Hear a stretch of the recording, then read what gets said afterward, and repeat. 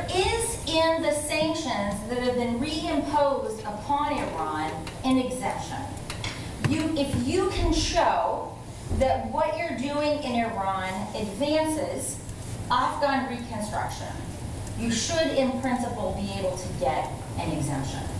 And the Indians are working very hard to get this exemption, but it's not clear that they will. A couple of things that have happened in the last year, the Indians have actually they've demonstrated the proof of concept. They've made about 7 shipments of wheat to Afghanistan, going variously. I think they're coming from the port in Kandla, going to Chabahar. The Indians have also invested in the road and rail links that connect this to Afghanistan and up through the Garland Road or the Ring Road. So I'm pretty much going to shut up here, because I'm going to make this appeal. From an American interest, if we cannot find a way of protecting Chabahar from Trump, we run the risk of this not being a viable deep-sea port. And let me explain that. So recently, for example, I was at the port in Sitwe, which the Indians have built in Myanmar.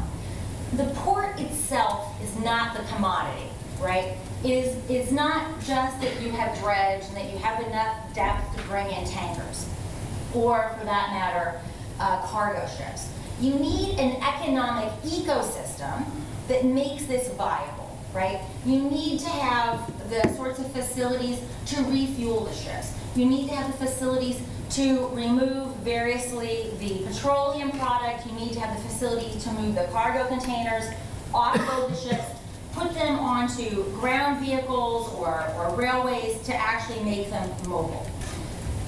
A year ago, before, actually maybe it's about 2 years ago, I was allowed to observe a trilateral with the Indians, the Iranians, and the Afghans in Herat. And this was before the Trumpocalypse. The investors were even then wary about building this ecosystem because they had not been given a green light by the United States. Well, now we not only not have a green light, we have a very serious series of red lights. The Trump administration is very committed to making commerce with Iran very difficult. But without this ecosystem, this port will be very difficult to thrive. Without investors like China or Russia, who are less exposed to the American banking system. Now, why you may be asking, does this matter for Afghanistan, right? Well, I'm going to make that very clear. Afghanistan is a landlocked country. Right now, its only access to warm waters is through Pakistan. And there are, in fact, treaties between Afghanistan and Pakistan for the movement of goods. The problem is that Pakistan has not often been very helpful in allowing Afghanistan to use Pakistani territory for the movement of goods. And in particular, Pakistan has taken advantage of its geography to preclude India from engaging in heavy trade with Afghanistan, because it's not going to let India move things through. The other issue that Barnett's talked about, and there are very few people who think about the economic viability of the Afghan enterprise. This is a real issue. When the last American soldier is out of Afghanistan, what is going to be the compulsion for the American Congress to keep writing checks? Afghanistan is, by most measures, a rentier state. It's the largest rentier state that has ever been in its history. It can't pay its recurring costs through domestic revenue generation. But we also know that Afghanistan is in fact resource rich. But for those resources to be able to fund Afghanistan, they have to get out of the ground and they have to get to a market. Many of us believe that the key, or one of the keys, to the future of an economically viable Afghanistan is to have this port at Chabahar functioning. So what I would like, now I don't have the answer to this because many of the answers are not palatable, right? Do we really want China stepping in to this void? From my point of view, if we care mostly about Afghan economic viability, to me this is a better option than no option. But our Indian friends, I want you to consider how they're going to feel about that, right? Because we can talk about this if you're interested. But the CPEC, I call it colonizing Pakistan to enrich China, is not an economically viable corridor for a number of reasons. It takes about 7 times as much cash to move a barrel of crude from Xinjiang through Gwadar. And you actually see China using this business model throughout the region. I tell my Pakistani friends, all you have to do is look at Hambantota in Sri Lanka, right? They price these things in a way which is not market-friendly or transparent. They roll the corruption in. And it's a very efficient way of moving money from the taxpayer to the private persons who are benefiting from these. And then ultimately what happened in Hambantota, they couldn't service those debts because the ventures that were built were not economically viable, and China basically got a sovereign piece of territory in Sri Lanka. They're doing a similar thing in Chaopyu. In Myanmar, they're also jonesing to do this in Chittagong, in Bangladesh, and they also have a very similar, if not more aggressive facility in Djibouti. So if you're India, how does this look to you, right? And of course, the U.S.-India relationship is very important as we move into the future. So I don't have options. I'm simply going to lead with an appeal that I think we're asking the wrong questions. The wrong question to me is not how many troops should be in Afghanistan or what their missions are. I think those are very important. But all of those things are kind of like rearranging the deck chairs at Hell's pool party if we can't find a way of allowing Afghanistan to pay for itself. And I'm going to argue that figuring out a way how to protect Chabahar from Trump's vituperative outrages is going to be one of the keys to ensuring Afghanistan's economic survival. Thank you.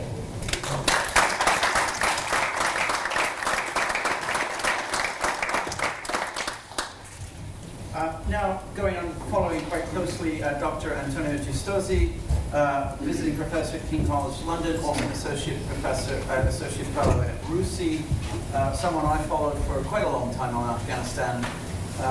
Antonio, the professor one more time should. There it is. The floor is yours, sir. Thank you. And while the title of my talk is The Shape of Peace to Come, is the red carpet about to be laid out for inclusive, democratic, and enduring peace, or are things more complicated? Probably can guess an answer, normally yes, to this question. Yes, it's going to be more complicated. So, but let me elaborate on this. This question is relevant to know what shape the peace to come will take. Exactly because, as the previous speakers have said, there's probably now more serious progress towards some kind of peace negotiations in Afghanistan than ever before since 2001. That doesn't mean that there will be peace negotiation, but they're more likely than they've been before. So I think it's about time to start thinking about where that could lead. I think, so the focus of my talk is going to be about the way peace could look like, but I need to say something about the process that is leading that direction, because I think that some recent developments are actually making that process more likely, but also changing. They're going to change really significantly the shape of the process. In fact, in a sense, this development started already in 2016, but there's been some acceleration in recent months. I think that essentially, if peace will come to Afghanistan, is not likely to be through a diplomatic process led by the United States of America, because I think that's not acceptable to some of the key players in the region. And I think this is an assessment that clearly the Russian government shares with me. I know that I discussed with them the matter, but clearly the way they position themselves, they seem to think that there is space for Russia to take the diplomatic lead for a resolution of the Afghan conflict. Why? And there are a number of reasons. The first one is what the Russians consider their resounding success in Syria. If you were looking at Syria at the end of 2015 when the Russians went in, you would never imagine that 3 years later Syria would be where it is now. Now, you will not like the way Syria looks now, but from Russia's perspective, that's probably a success that has exceeded their expectations. And then many countries in the region also consider success. Not all of them, but it's not only Russia to see that as a success.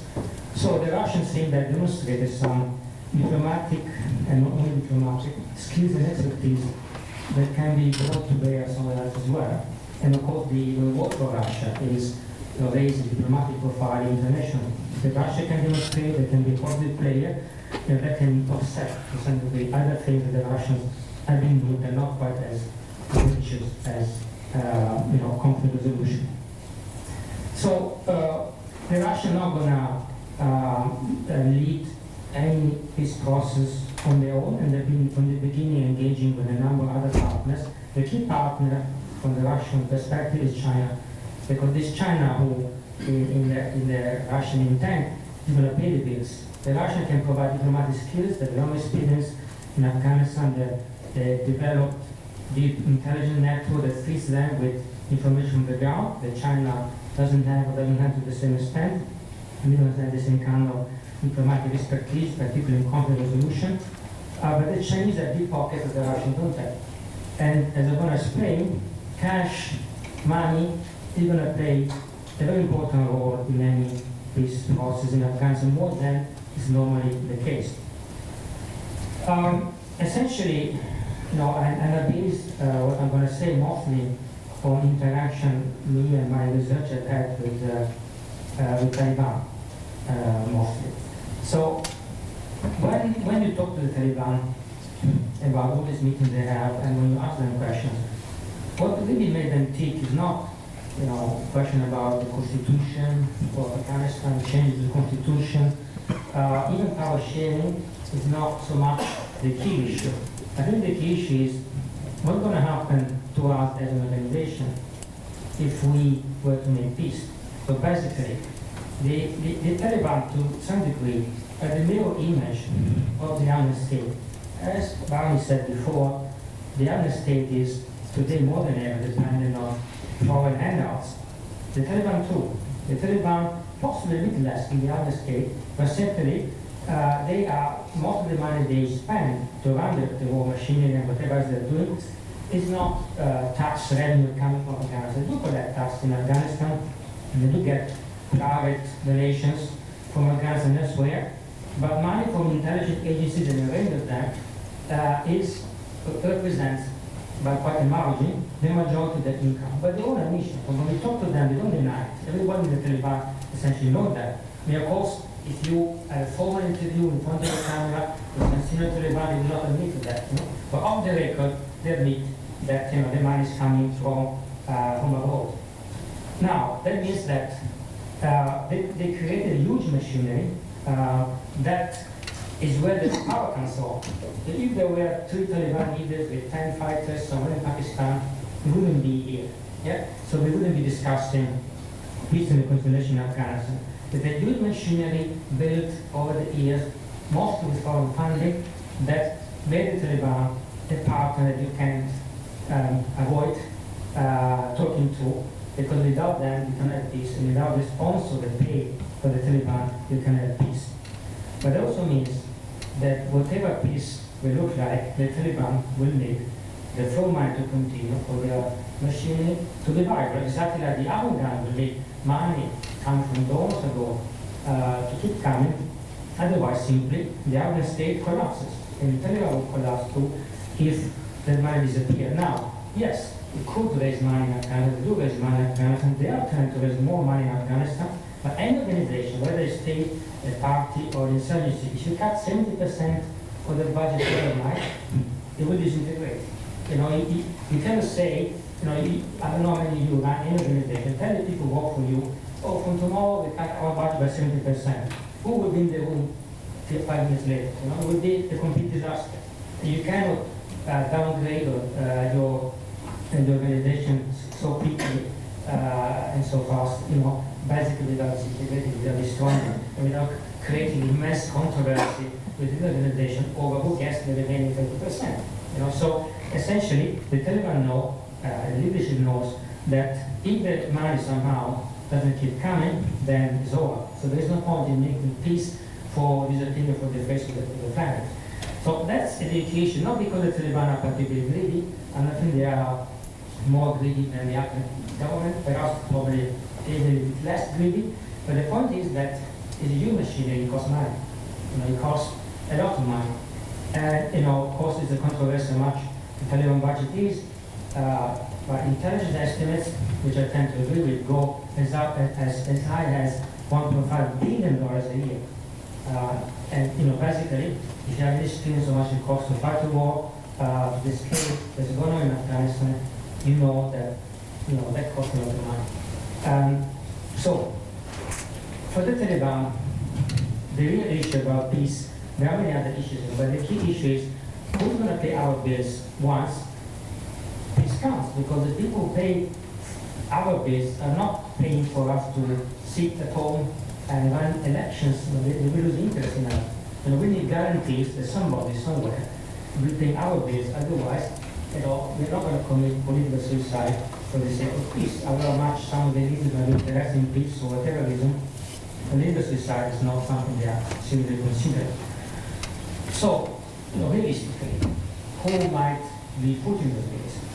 Now, I think in recent, starting 2016, the Chinese government has meeting they had, Chinese diplomat meeting they had with the Taliban hinted that they might be considering, if there was a peace agreement, to pay for Taliban for integration.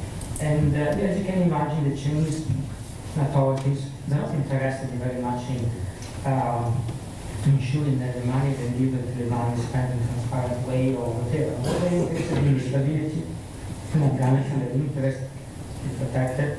What they Taliban will do with that money, they don't care. They don't care about the Afghan constitution, about women's rights, political rights, election, not election. Why would they? They don't do elections themselves, so why would that be concerned? They don't care. So for them, it's just business. It's just business, and they're concerned with the stability of Afghanistan, which impacts on the region.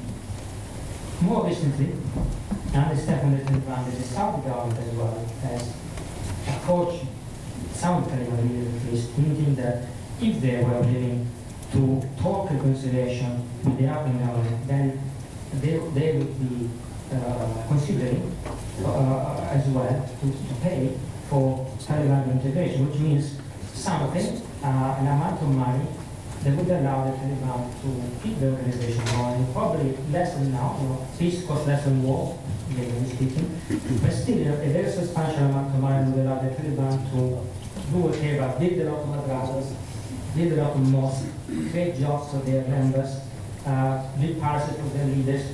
We don't need that they will not consider any peace agreement that doesn't put them, the organization, their leaders, on a par with the other people who sharing power, groups, parties, factions. They share power in common now.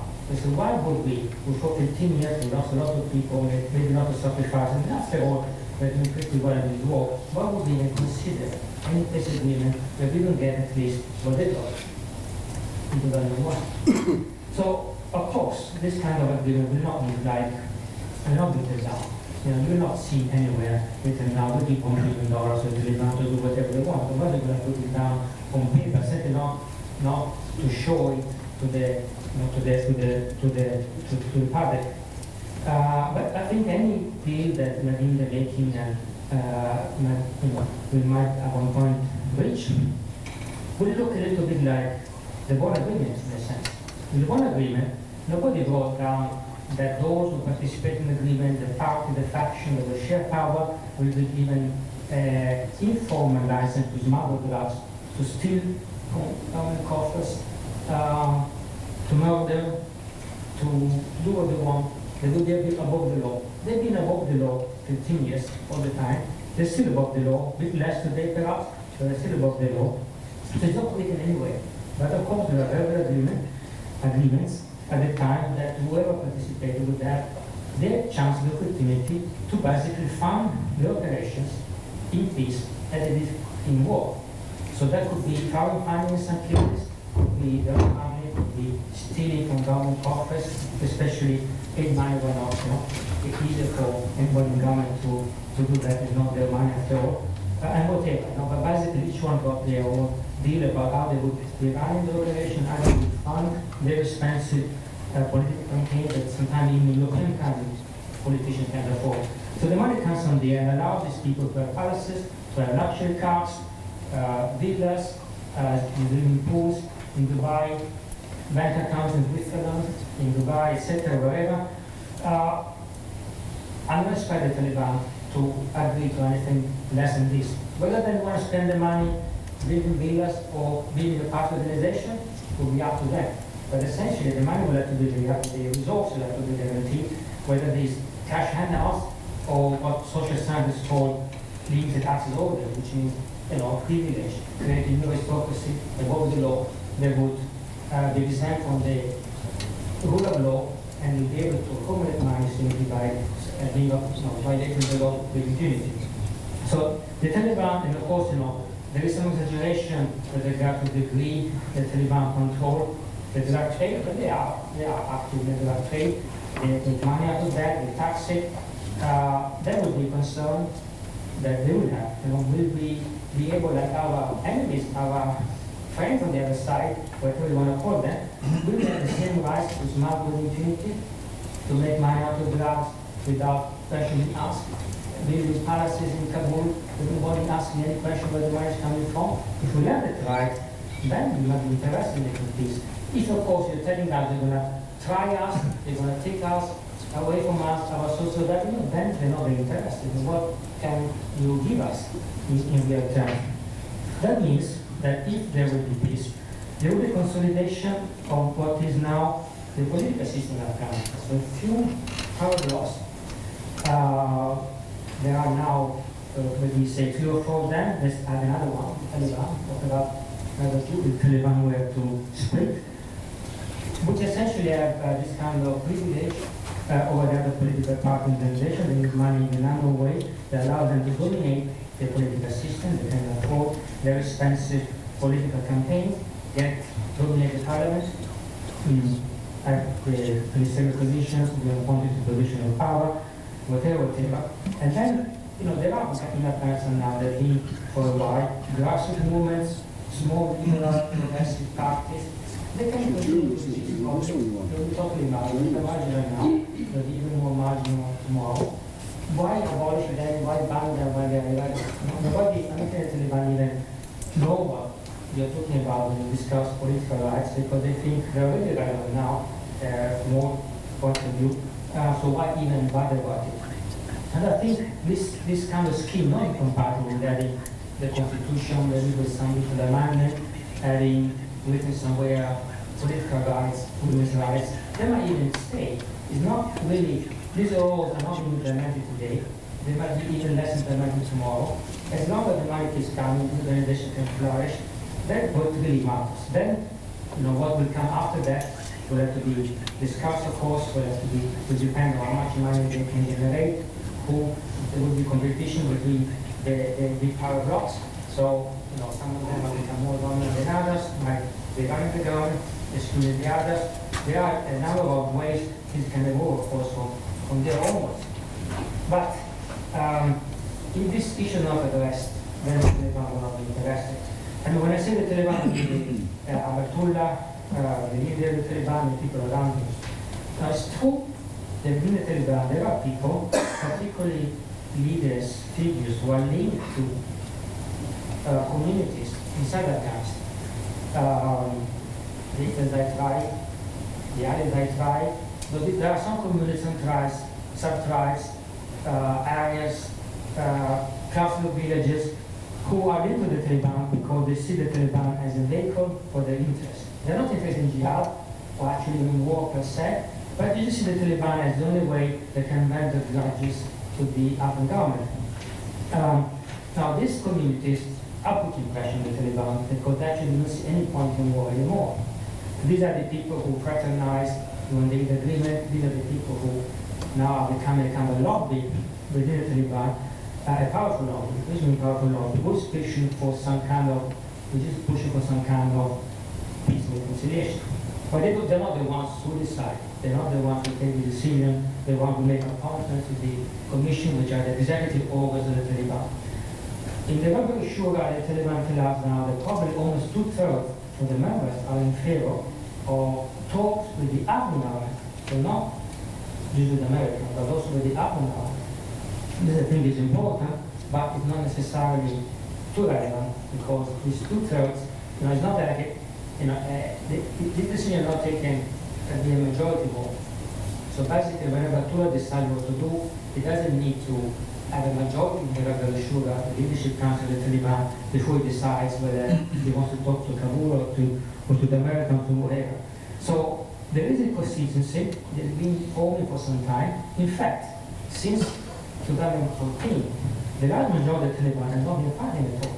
So the fraternization of the ceasefire, is new that it was open fraternization, people meeting and embracing each other. But essentially, it's been years that the majority of the Taliban, particularly the local Taliban militia that exist in areas where they have local support, they're not been fighting for quite a while. In fact, the last time, for example, the shadow governor Helmand participated in fighting was in 2016, and then he pulled out of the conflict. Many of them pulled out even before, in part because they now live in areas which are remote, where the government doesn't exist anymore, there's nothing to fight against, but also because of that, this war is no longer very interesting. So there is a constituency there of people, power constituency in the Taliban who will also enter the war, but not the ones who decide. They're not the ones who receive the money from abroad. They collect their own local taxes, their own source of revenue. Of course, one could think, maybe there is some potential there for attracting these people, for getting them to leave the Taliban, if of course they think that on the other side something interesting is offered to them. But that actually doesn't resolve much, because as I say, they're not being fighting. They're not the people taking Ghazni, taking Farah, assault in Ashtabia, etc. So the Taliban have been shifted from a guerrilla war to a conventional war. These local militia are not of interest to them anymore. They reduce the funding for them. For them, they are expendable because they're strategically irrelevant. Militia in some remote villages, all the need for them. It was useful to fight the American army because they were fighting defensively. But now they're moving towards conventional war. They need one force, well trained, to infiltrate and take the cities. And more the military budget is concentrating on these forces. So the war will not be affected by whatever this community will do or not do. Political code may be different. So, just to conclude, I think it's likely that, at some point anyway, peace will come to Afghanistan. It might not look like the kind of peace that the United Nations, for example, would like to see happening. Maybe there will not be a fanfare and red carpets being laid out. It will be about dirty deals being made behind the scenes, which is not perhaps so uncommon in peace agreements. There are always two histories of peace agreements, to be written, the official one and an unofficial one. Probably in this case, the gap between the two might be a bit wider than usual, but it's not completely, something completely new. I think, and someone before me mentioned, diversity interests will have to be secured if you want peace. If you're not able to win the war, then essentially you have to make compromises, not only with the Taliban, but also with all the people who share with the stakeholders of the Afghan government as it is now. They also will want the needs to be protected. If you tell them you have to sacrifice a big chunk of your revenue or your positional power to make space for the Taliban, they're not going to be very interested. Especially if they think that there's an alternative which is continue the war, which will be quite profitable for them. But if you tell them, but they're not going to reduce the slice of the cake, they're going to make the cake bigger. Somebody, a country, a government somewhere, with deep pockets, will offer money that will take care of the Taliban. So you can keep your own business going as it was, and simply will get an extra slice from someone else for the Taliban. But under those conditions, I think it's much more likely that the different sides will find peace as mutually convenient. I would add that one of the selling points of Russia in all of this, that Russia is the only country in the region, in the world, they can talk to almost all the main regional actors. Of course, they are still very good relation with Iran, not as good as a year ago, but still quite good. They have now this relation with Pakistan. They have, of course, close relation with China. I think they're already coordinating in Afghanistan. But they're also the only ones who could relation with India. So Russia can present itself as the one actor that can take everybody's interest into account and come up with some kind of formula that gives something to everybody, even at the regional level. Of course, not something easy to do, but at least they can talk to the different actors, whereas some other potential mediators like America, for example, can only talk about it very seriously. So that's a big selling point for the Russians. I think I stop here because I've been talking too long. No, not at all.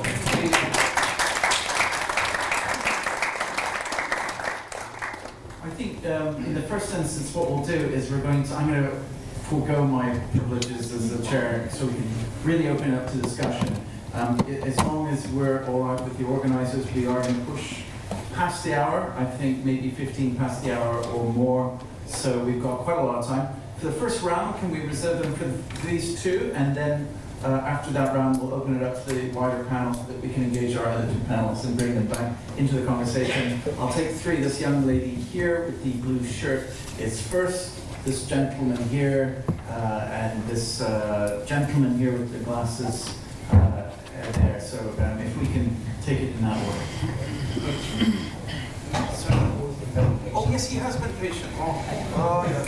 I didn't see your hand, sir. Can we have you this point? Oh, yes. Sorry, stay for the microphone. Oh, you want to start this way and move our way over? But I did promise a young lady who's a young PhD student. Do you mind if we, and we'll come back to that. Thank you. The one at the back, please. We have no ladies in the first session. And it's really trying to get to the young. Hi, my name is Paimona Asad. I'm an elected councillor for the London Borough Borough. I represent many Afghan refugees, actually, so I'm interested in Afghanistan. My question to Dr. Christine Fair, I actually came to this talk mainly because to hear you talk, no disrespect to the other speakers. It took a long time for the United States and the UK to accept Pakistan's role in Afghanistan, its negative role. But I find that now in the UK, especially with British politicians, they seem to be unable to accept that negative role. They roll their eyes, they're dismissive when Afghans mention the word Pakistan. So I would like to know what you would say to them to make them change their minds. And for Antonio, my question, sorry, I'm going to take advantage of this. My question is, you mentioned Russia at the end. A lot of Afghans would not be very happy of their involvement in any process in Afghanistan. So what does that look like for you, and how much involvement are we talking? Thank you. Here, and then we'll go to the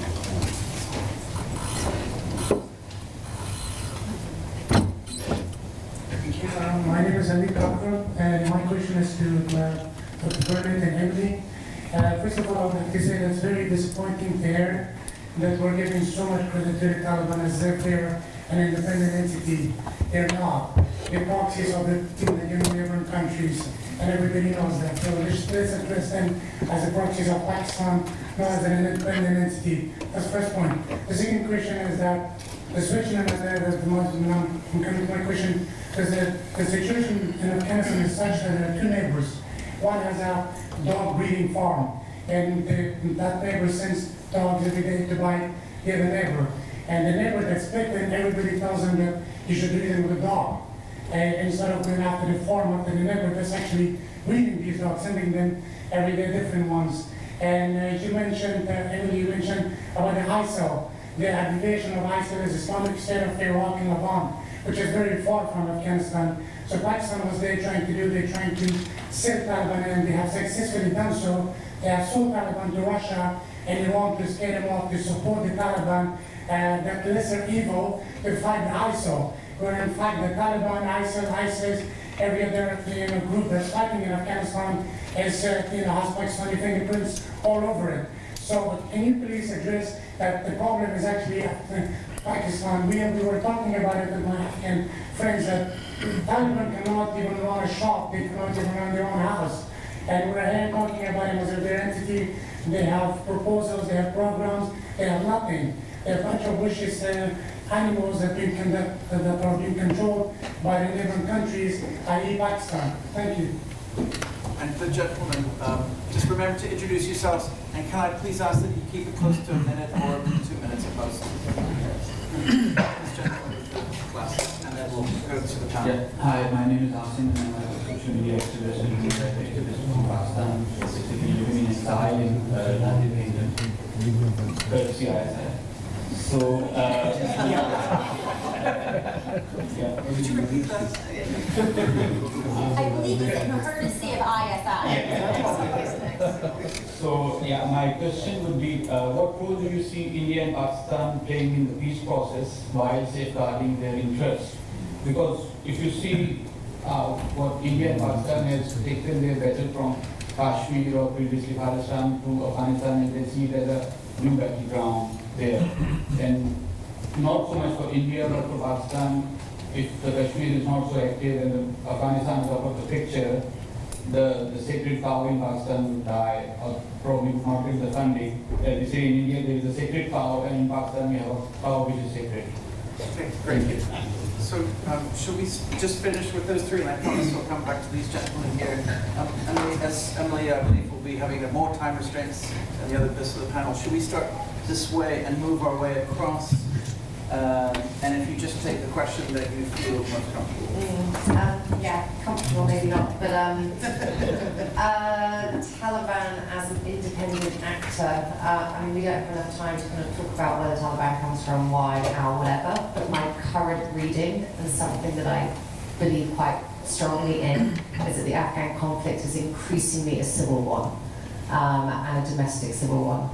It's not. It's definitely not. Can we just let That is where I go with it. I mean, like, the Afghans are dying every day. Just this week, thousands of people have died. Thousands of people have died. Gentlemen, please. Please not say this. You've had your opportunity, sir. Please let the lady respond. By giving the statement, you're responsible for the deaths of the thousands of innocent people. Sir. You said that it's an Afghan issue. It's definitely not. Sir, please.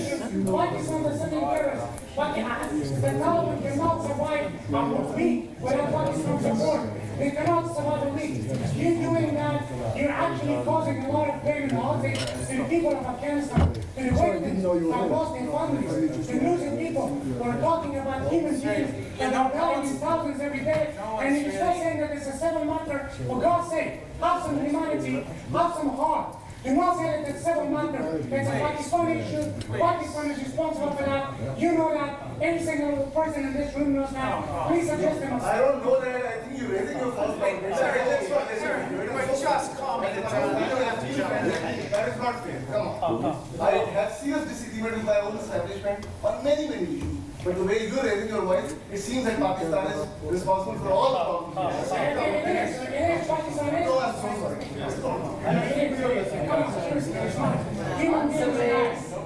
Let's have the answer. Thank you. Look, as I said in my talk, there is no independent political actor in Afghanistan. Thank you. But that includes the government, as well as the Taliban. But that doesn't mean they're puppets either. Because, I was in the US government, we were funding the Afghan government. I can tell you, we did not control the Afghan government. Pakistan is hosting and supporting Afghan Taliban. They do not control the Afghan Taliban. Because human beings are like that. So we have to deal with the fact that all sides in the Afghan conflict are dependent on some foreign support, but all sides in the Afghan conflict are also Afghans and human beings. And if you demonize your opponents as being nothing but devils and puppets of others, you will never have a functioning society.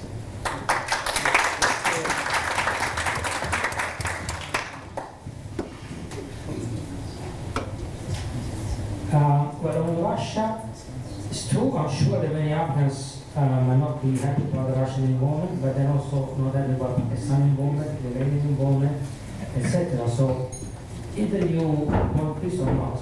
So if, I think it's pretty clear now that this war cannot be won. if the Americans could have won this war, they would have won it when they had more than 100,000 troops in the country. It didn't win then, I don't think they're going to win it now. So we have to accept that there is a Taliban. The Taliban cannot be defeated. Now, the reason for that, I think it's true that they enjoy a massive external support, but the Taliban said, you know, even the Afghan wouldn't last a week without American money and European money. So nobody, no main political player inside Afghanistan will last very long without money coming from outside. So the issue is, I mean, I think it's up to the Afghan government, of course. If the Afghan government wants to continue the war, it can do it. It's a choice they have to make. And it's not up to me or to anybody else to tell the Afghan government what they should do. But as I think the issue was raised here, particularly by Rani before, is that it's not clear how long American commitment to Afghanistan will last. Particularly with the departure of McMaster from the position of National Security Advisor in Washington. McMaster was probably the lead Afghan lobbyist in Washington. Without him there, I'm not sure what the next time President Trump thinks about Afghanistan, whether there will be anybody there to change his mind or delay any decision about leaving Afghanistan. So that could happen tomorrow. I think it will take a bit longer. But talking to American diplomats, I think they're not in a position to reassure President Ghani that their support will be there 2 years from now. And it could be less than that. So that's why the American in general, state, but also increasingly Pentagon, are reconciling with the idea that they need reconciliation or some description as the only way to stabilize the situation before they have to leave. And I think most people dealing in Afghanistan in Washington, in the democracy, are not in favor of leaving. They think that America has been sinking so many resources there that it doesn't make sense to leave now. But if the President Trump decides to leave, then they leave. So they only warning President Ghani that, he should think about what will happen if the Americans do leave. And I think all the indications are that if the Americans leave, the Afghan government as it is now will not last more than a few weeks. And the Afghan security force will collapse. My personal evaluation is the Afghan security force as they are now will collapse very quickly. And we see the Battle of Farah, the Battle of Ghazni, regardless of the fact that there was plenty of intelligence to the that coming, they were to infiltrate the cities and smash the armed security forces. It's only the American intervening that prevented that, from ending the complete loss of those cities. And the other government, with other men, will not have recaptured those cities. So now, I think the President Ghani is trying to fix the armed security forces for now, and Ghazni was not on the go. We will see the results. So this strategy reform might be perhaps yielding results in the long term. Is not for now giving results. So 10 years from now, it might be that the armed security force will be able to resist, to contain the Taliban on their own. But I don't think they've got 10 years. I don't think the Afghan government has got 10 years or American support guaranteed. So something has to be done. And if you want to reach some kind of reconciliation with the Taliban, then you have to talk to the sponsors. Now, you might hate the sponsors, but basically, in this war is normal, people hate each other, otherwise they wouldn't be killing each other.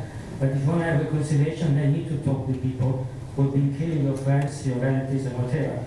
There is no other way. The only other way is for the Afghan government or for the Afghan parties and groups opposed to the Taliban to get there together and put together decent functioning Afghan security forces.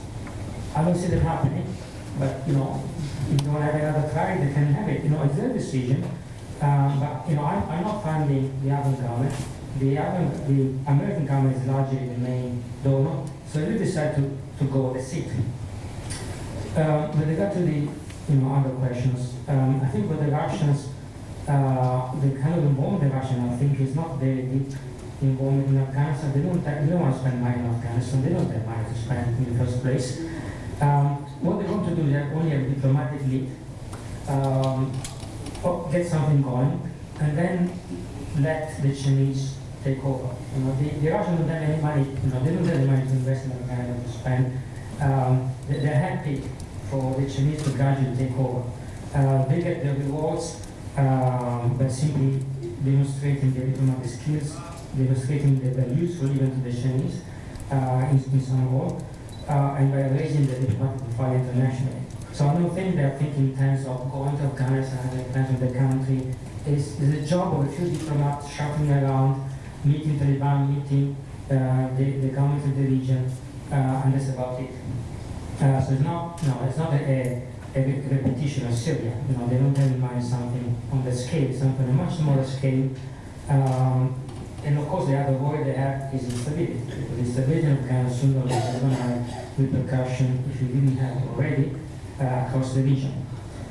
It's clear to me that if the Russians decide to go for reconciliation, they will drag the Iranians. I don't think there's anybody else who can drag the Iranians in. The Iranians don't want reconciliation of Afghanistan right now, but the Russians can drag them in simply because Iran is already too isolated to say no even to the Russians.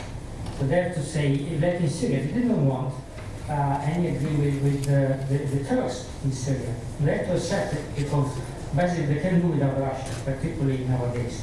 So they have to say yes, and I think they will say yes in Afghanistan too, however reluctant they might be. And that's the main issue, because you can find other ways of putting pressure on Pakistan or other countries, but with Iran, the only country that can really convince them to join any kind of reconciliation process is Russia. Christine, would you like to answer any? I'll just be brief about this, but I think this is kind of complicating a basic truth. So going to your point, and circling back with you, and also what